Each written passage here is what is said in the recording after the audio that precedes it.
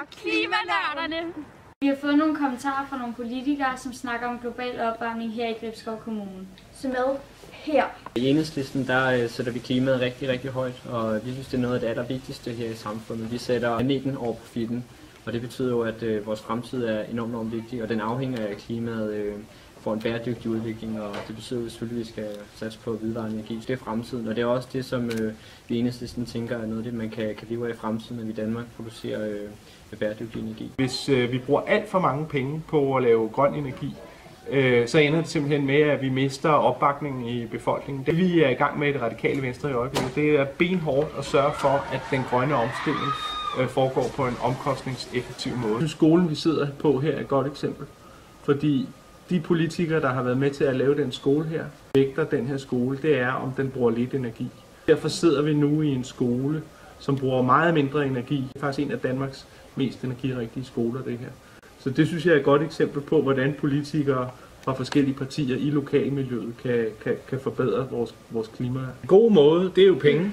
Det virker med rigtig mange mennesker. Så at få skruet samfundet sammen, sådan så at man kan spare nogle penge ved at være miljørigtig. Det er ikke sådan, at vi bare løser miljøproblemer. Det er et langt sejt træk, og det handler om penge, og det handler om holdning. Hjemme, da vi købte vores hus, købte vi en gammel 70'er villa. Så tog vi en gennemgang af hele huset. Men det var en stor investering, men den tjener sig ind over, tror jeg, 10 år. Ikke alle mennesker, der har mulighed for det.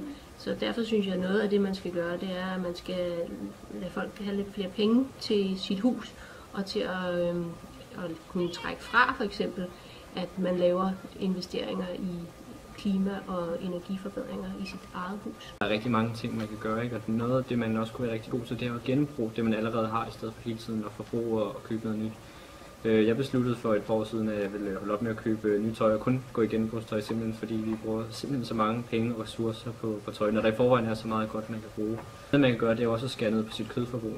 Jeg blev vegetar, men det er jo ikke sikkert alle, at det er løsningen for alle, men vi kan jo kigge på måske at have en kødfri dag om ugen. Det kan man jo kigge på derhjemme, om det er noget, man har mulighed for, fordi kød er jo noget af det, der forurener allermest. Og så husk at købe lokalt, så kan man jo mindske sit CO2-aftryk i verden. Folk, der har kørekort, der er det jo godt at tage cyklen. Så det gælder om at opbygge samfundet, så det er nemt at komme frem og tilbage på cykel, fordi det er meget mindre forurenende end bil.